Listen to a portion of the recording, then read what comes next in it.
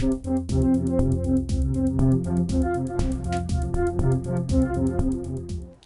everyone, it's Elizabeth from Elpis Astrology at elpisastrology.com. Thanks for joining me today. So this particular video I am making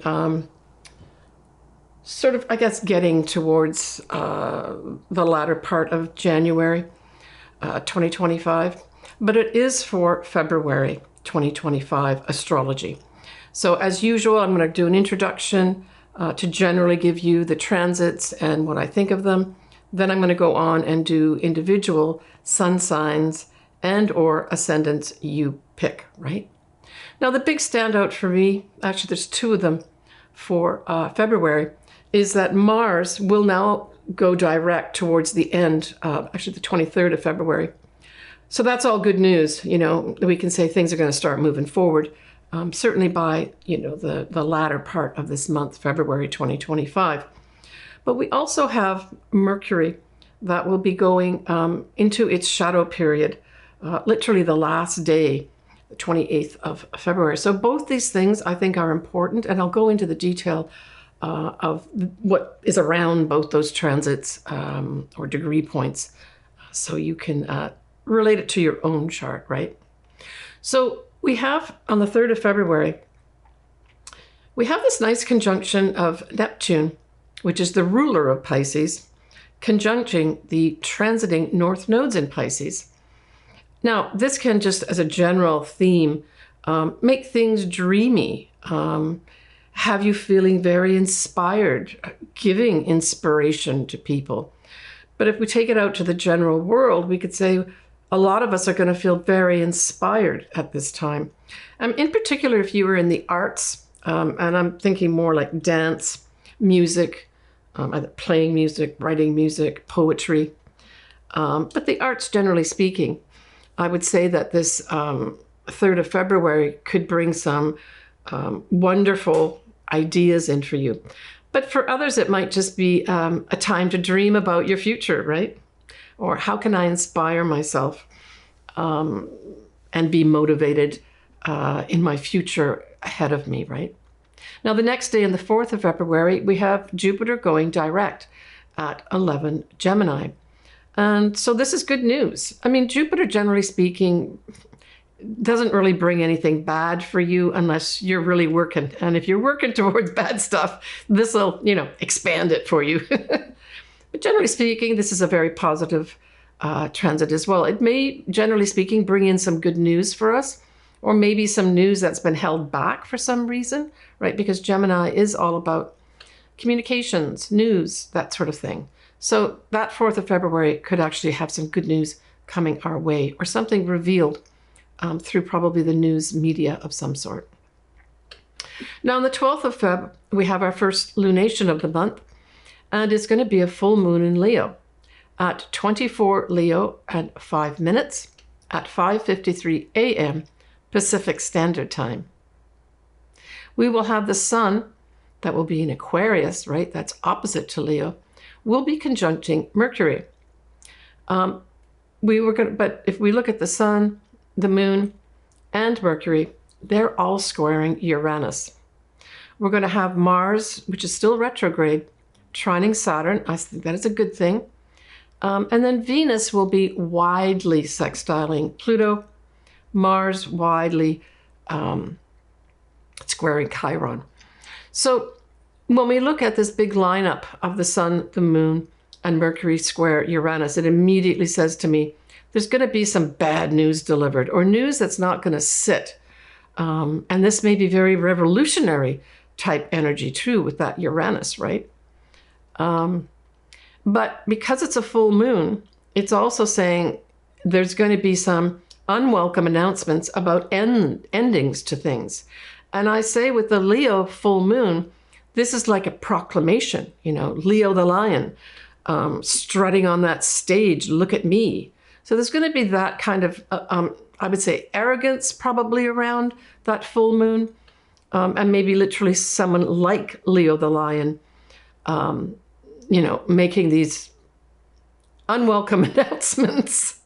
But that whole full moon is all around communications, announcements, news, with the Sun conjuncting Mercury at this time. I like the Mars retrograde trining Saturn. What this does is they're both opposing energies on their own, if you think about it. But what this is saying is this is going to be a good day to potentially, put your shoulder into doing some work of some sort, or planning, especially since it's still retrograde Mars. This would be a really good day to plan, maybe to end something, right?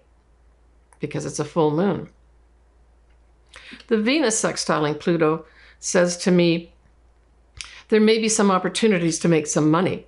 So maybe that Mars retrograde trine Saturn has you thinking and planning out work of some sort, right? Saturn is work. And then that whole Venus sextiling Pluto says, hey, there might be some opportunities to make money here if I plan carefully. There may be some current concerns generally about health of some sort. Just some information coming up because we still have that Mars retrograde, but it's squaring Chiron, speaking about health, right? When we look at further on into February, at the 23rd of February, at 6 p.m. Pacific Standard Time, we have that Mars going direct, and it will go direct at 17 degrees of Cancer. So certainly, if you've got something around 17 degrees of Cancer, this is a signal on the 23rd of February that you're going to see a clear way forward to take some action or movement of some sort, right? A lot of people are going to be cheering that day. Now, technically, you're supposed to really wait till Mars, although it's going direct that day, to actually get out of its shadow period. But I've really felt strongly about this, that this day is going to mark something for some people with regards, okay, I'm finally released. I can move forward with my plans, whatever those plans are. Now, this is Cancer, right? So Cancer, we're talking about motherhood. We're talking about our home, our homeland, our families. So yeah, if you've got something around this point, it might be a day that you give birth. That could be very much it. Or your family is more important to you for some reason at this time. Maybe making movement literally towards them. Now, as Mars goes direct, it will widely oppose a moon that is going to be in Capricorn. So what this does, and I really liked it, with the moon being in conservative Capricorn, it kind of tempers any immediate rash movement forward at this Mars going direct time period on the 23rd of February. So I like that. Mercury in Pisces will be trining Mars. So this says probably announcements, good news announcements of, hey, we're going forward with this now. I've signed off the contract, here it is. Or we've got approval for the money for that proposal. We're still going to have the influence of Neptune conjunct in the north nodes. So this also gives great inspiration, right? So I think that adds more, the Neptune conjunct north nodes, more emphasis on the Mars going direct and actually, tangibly seeing something that reflects that. Mercury will widely conjunct Saturn. And I think that's good too. It's like being conservative in your thinking. The most negative part of Mercury conjunct Saturn would be negative thinking. So I would suggest that you take yourself out of that negative thinking, go for a walk or something like that. Distract yourself with some pleasant music, and that should solve that problem, hopefully. The other thing that I like too is that Mars trining Saturn, right? So Mars direct trining Saturn. Well, this gives you the ability to do precision work. So certainly if that also is something that you've been held back from doing in a way that you wanted to do it, any kind of precision work, right the way from literally cutting gemstones to, precision work with regards to putting a piece of equipment together or putting together the elements of a proposal. This particular, especially with the Mars going direct that time, really gives you a lot of great energy to put things in the precise way they're supposed to be. So our final lunation of the month is going to be a new moon in Pisces. So happy new year to all my Pisces viewers and clients. It's going to be on the 27th of February at 9 Pisces 40 minutes at 4:45 p.m. Pacific Standard Time. Now Mercury will widely conjunct the north nodes and not too far off Saturn as well. We're going to have Mars going direct, widely trining Saturn, and we already spoke about what that means a little bit earlier in this video. And then we have Mercury sextiling Uranus. I mean, this particular new moon has a pretty big lineup of planets in Pisces. I'm just looking at my chart here. But the thing, besides the sun and the moon being together at a new moon, there's a number of degrees between any of the planets or positions that are in Pisces. So it says to me that on the wider world level, I think there's going to be some reason to do a lot of new starts with regards to compassionate projects. I almost see this as like a compassionate committee with this lineup in Pisces, putting together some help for people who need it. And I mean, on a more personal level, this could be, I mean, Pisces can represent hidden places like hospitals. There may be some revisions with regards to hospital type things, compassion types things, right? Now, the next day, so that's the last day of February, the 28th of February, Mercury, certainly Pacific time, goes into its shadow. We already have Venus in January gone into her shadow. Now it's Mercury's turn, right? And I'm just saying that because it's the day after the new moon, I would say that this Mercury retrograde plays into that new moon, or Mercury in shadow, rather. So what does that say to me? It says to me, whatever you're putting together as a new start, if it involves anything to do with contracts, writing, any kind of communications, look carefully at what you're putting down, what you're signing, etc. Why? Because we're going to have not only a Mercury retrograde in March, we're having a Venus retrograde in March as well. So this ties in potentially two things as well. Money, right? Now we're talking about Venus. Money, love, and of course values. So if anything around that new moon falls into these areas of money, love, and value of yourself, I would say that pay great attention to any kind of communications, because in March, you're going to be going over all that, whatever it is. Now, typically we say you've got to have something around the degree points, right? So this shadow period we're talking about is when Mercury actually goes direct, which would be an April time period, right?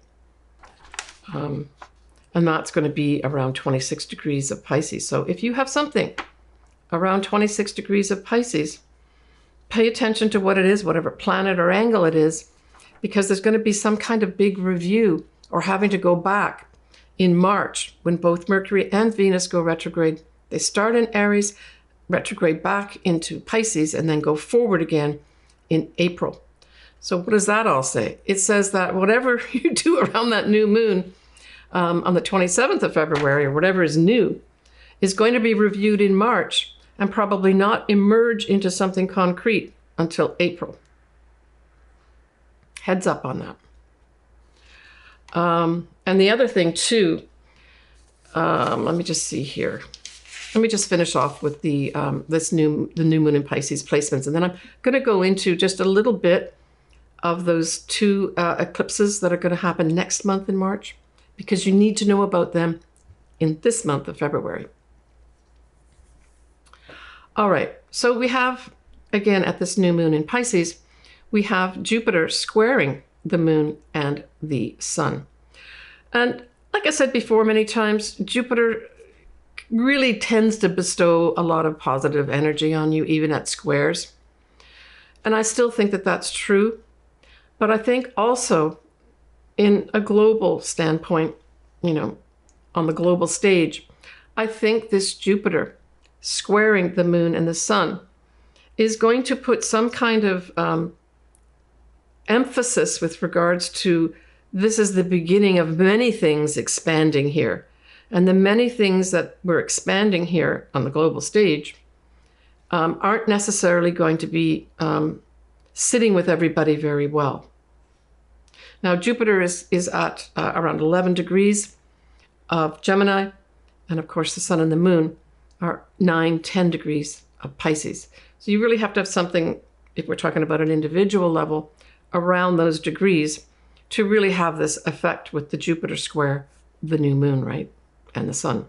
So the other configuration we have here is Mercury will be conjunct the north nodes, and in turn, the north nodes will conjunct Neptune.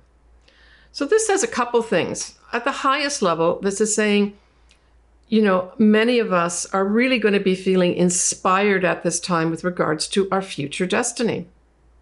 Just plain and simple, right? The other part of it is that we get confusing information or messages about our future destiny path, or it seems unclear what our future destiny path is, sort of more on a global level, right? A mundane level. If you do have these degree points, so we're talking 24, 27, and 28 of Pisces, there might be some confusion around, you know, where you're going to be going in the future. But like I said, it can also be a time when you get great inspiration to move toward your destiny path. All right, that's it for the new moon in Pisces as we end the month of February. I just wanted to discuss a little bit about, especially the first, and I'll do this in more detail in my March video, but because March has 2 eclipses and both a Mercury and a Venus going retrograde, I really feel that you need to pay attention to what's happening in February, because you may have something happen in February that, technically speaking, is reflected in the transits and the eclipses that are happening in March. It's an extremely powerful setup for anything happening astrologically in March. And a lot of times, especially with eclipses, you can actually have something happening a month earlier that then just continues to play out in March. So pay attention if you've got anything. The first full moon is going to be on the 13th of March, the full moon total eclipse. And that is going to be at 23 degrees, almost 24 degrees of Virgo. So especially if you've got something around that degree point, or even if it's the opposite sign, Pisces, where the sun will be, that's also 23, 24 degrees, in this case, Pisces, right?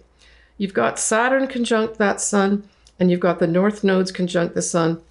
The moon itself, so the eclipsed moon itself, will be conjunct the south nodes in Virgo. So this says to me, this eclipse is emphasizing you're going to be letting go. And we've got a big involvement of Uranus too. Yeah, I mean, Uranus is going to be playing into, by sextile, Saturn, the sun, and the north nodes all in Pisces. And so I think there's going to be sudden removals, I guess is what I'm saying. Now, you really have to have something around these degree points for anything significant to happen. But if you do, I'd like you to be paying attention to that in February and not wait till this eclipse happens in March. I feel this eclipse, if you've got anything around it, these degree points, there's going to be some quick removals.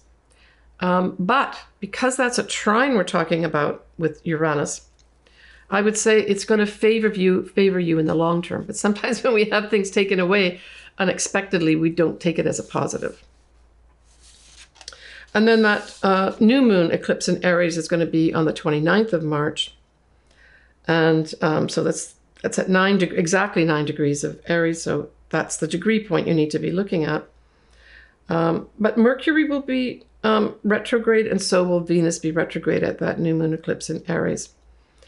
And so I would say that when we're also going to have Uranus playing into this too, where Saturn will actually be sextiling Uranus. So this also kind of indicates a sudden unexpected removals. And with Saturn, this could also involve karma of some sort as well. Okay, I'm going to talk about all those eclipses and everything, and the Mercury and the Venus retrograde as well in my March video, but I really wanted to give you guys a heads up on that.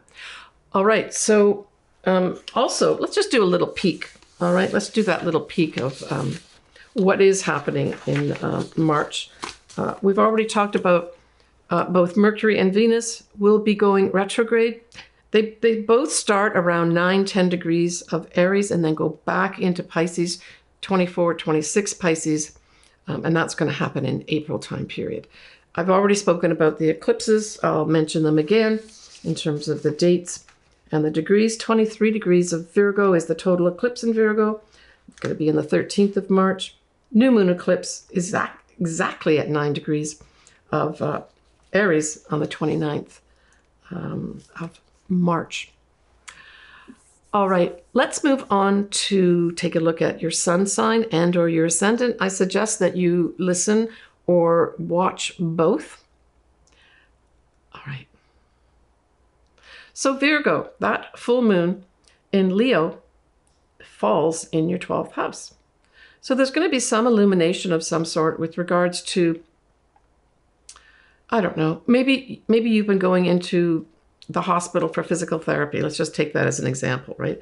Because certainly the 12th house can represent hospitals or any hidden place of some sort. And this is your green light that you can end all that physical therapy. You're in great shape and go on your way. For others, there's just going to be a big spotlight put on maybe some things that have been tripping you up. And maybe these things that have been tripping you up are things that you've just not addressed, maybe for your whole life. And this full moon puts this big emphasis on it and says, hey, let's clean this up, right? 12th house is really the house that you should be cleaning stuff up out of. And you say that because the next house after the 12th house, you know, on the astrological horoscope is the first house, which reflects new beginnings. So it may be for some Virgos that you wrap up some things here that are associated with maybe government offices. Leo represents creative projects too. So there's going to be a lot of Virgos that finish up, maybe it's a secret project that you've been working on or something that you haven't been able to really speak about that gets wrapped up for you at the full moon in Leo. You know, you end that creative project. The 12th house also can be the spiritual or metaphysical world. So there may be some Virgos that actually maybe get a certification to be a shaman or certification maybe even in astrology or tarot or something like that.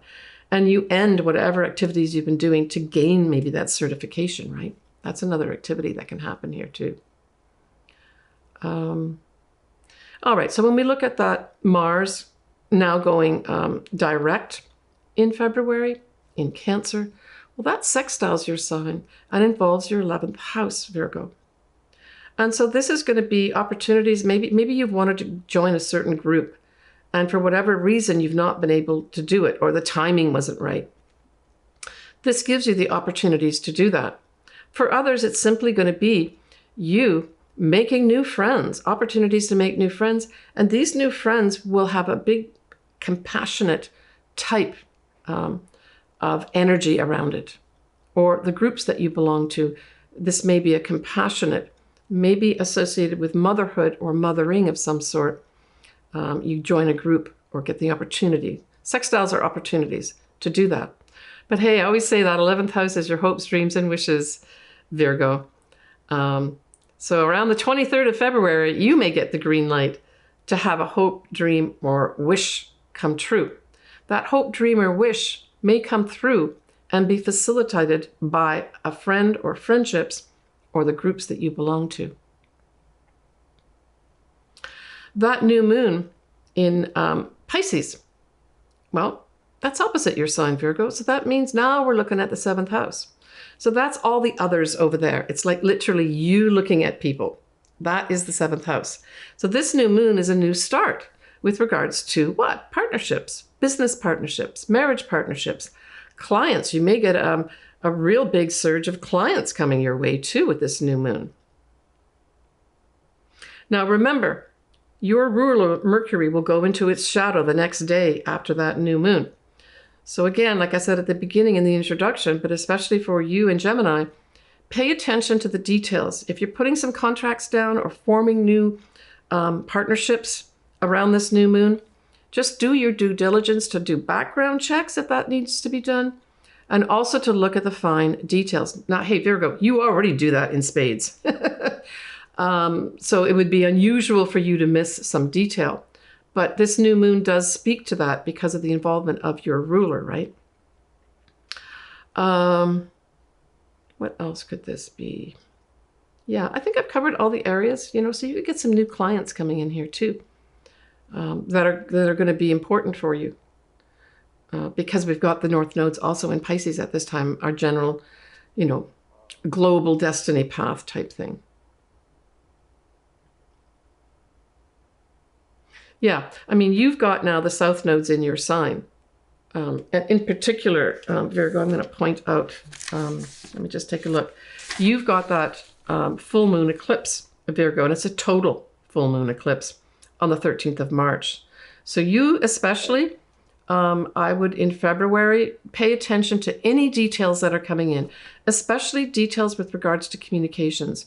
And I would say, especially leading up to this total eclipse, starting this month of February, you double check all details.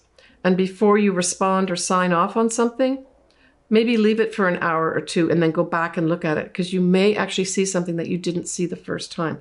That's just a big heads up here, Virgo. But Virgo, you're going to have some big ending. Why? Because that full moon itself at 23 degrees of Virgo will be conjuncting the South Nodes.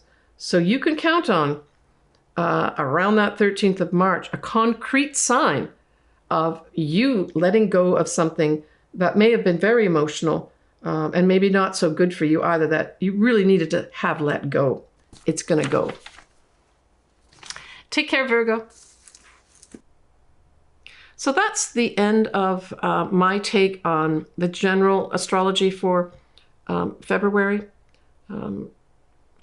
Yeah, and hopefully you've got something that you relate to in here. I always love hearing from you. Please leave me comments. I also encourage you to reach out to me if you want any kind of reading. Everything's down below. I have everything's pretty well, everybody in some way could connect with one of my services. I try to really keep my my costs down for you because I absolutely love doing this work. It energizes me every time I do it. All right, I want to thank you for listening to me. For new subscribers, welcome on board. All right, everybody, take care of yourself, sending you lots of love. And with this month, let's just say lots of inspiration. Bye for now.